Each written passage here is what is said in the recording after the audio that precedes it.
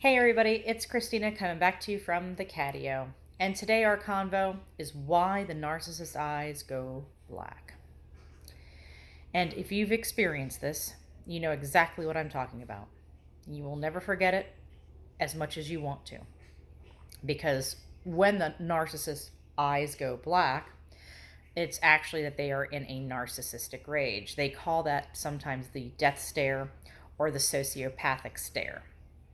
And for those of you who might not have ever experienced it, the best way I can describe it to you or put it into a context is actually from a movie, one of my absolute favorite movie of all time, Jaws.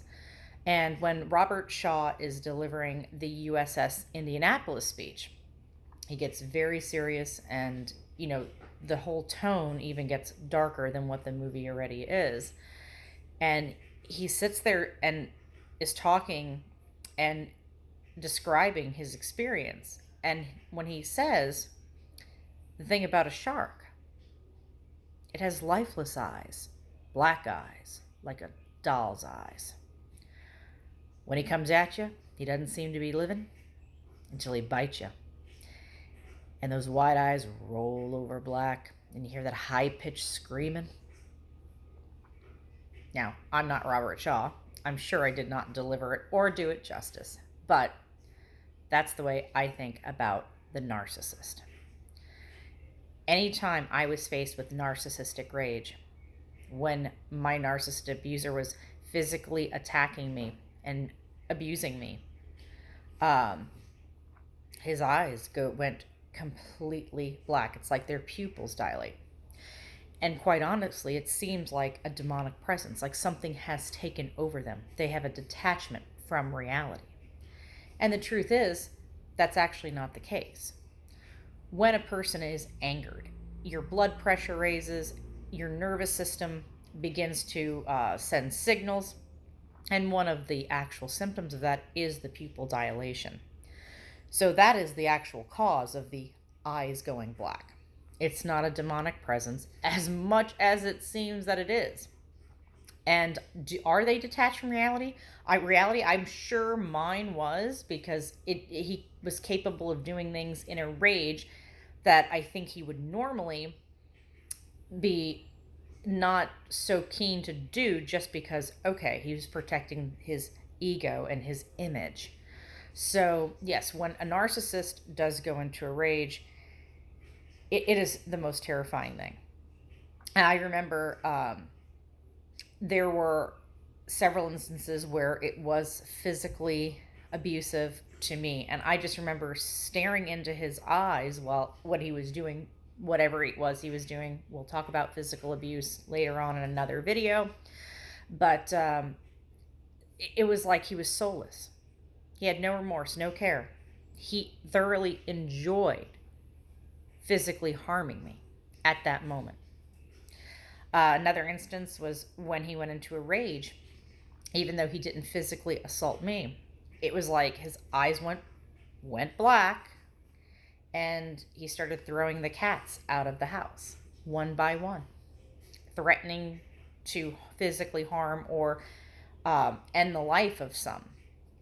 And I was terrified.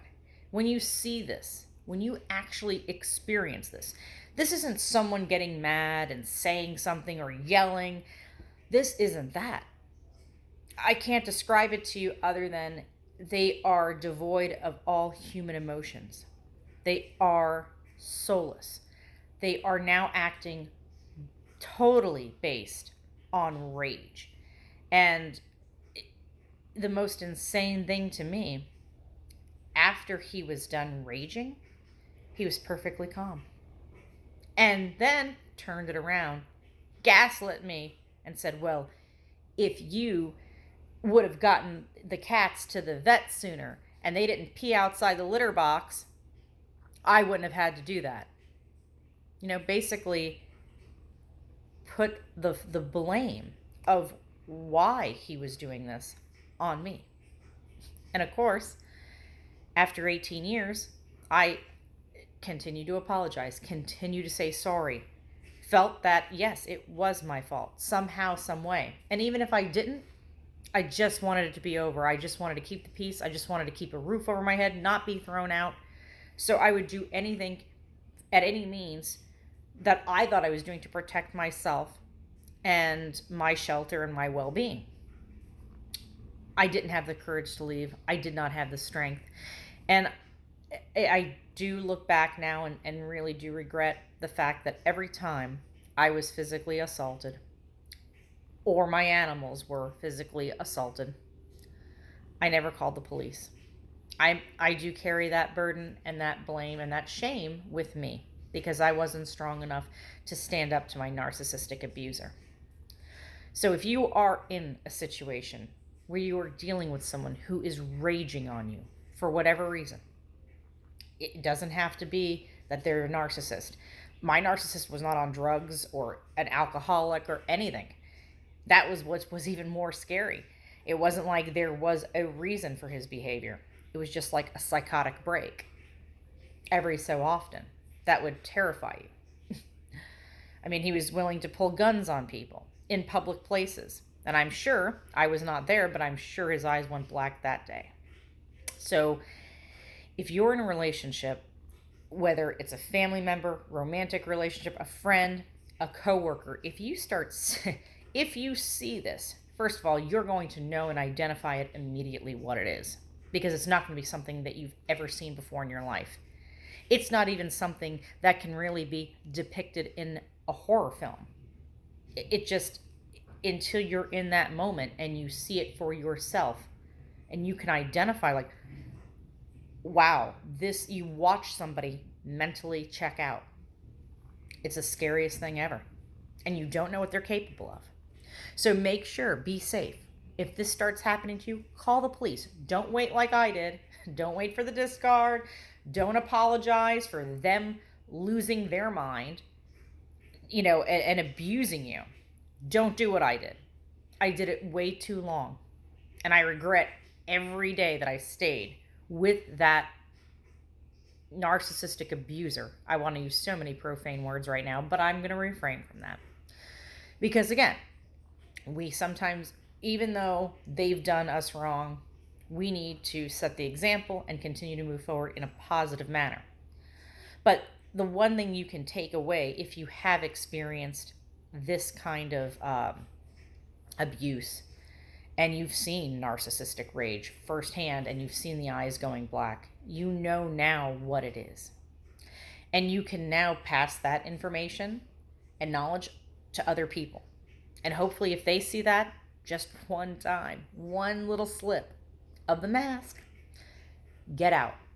Leave them, call the police, get it recorded in a police report, so that way that will follow them through their path of destruction. Because they're not going to stop with you. Even when the relationship ends, the new supply, new friends, everybody is going to be a victim to them. Because they're going to manipulate. They're going to gaslight their way into getting their way, getting people to stroke their ego, pay for them financially, take care of them in whatever, to whatever people are capable of, drain everybody of their resources, because that's what they do. That's why they never have relationships last. So, and hopefully, if you're in one of these relationships, you get out and don't wait for them to end it. Well, anyways, guys, I'm Christina, coming to you from the Catio today. Thank you for tuning in. If you like this video, please give it a like, thumbs up, subscribe, share. And until next time, I will talk to you, I guess, later, and have a great day. Bye.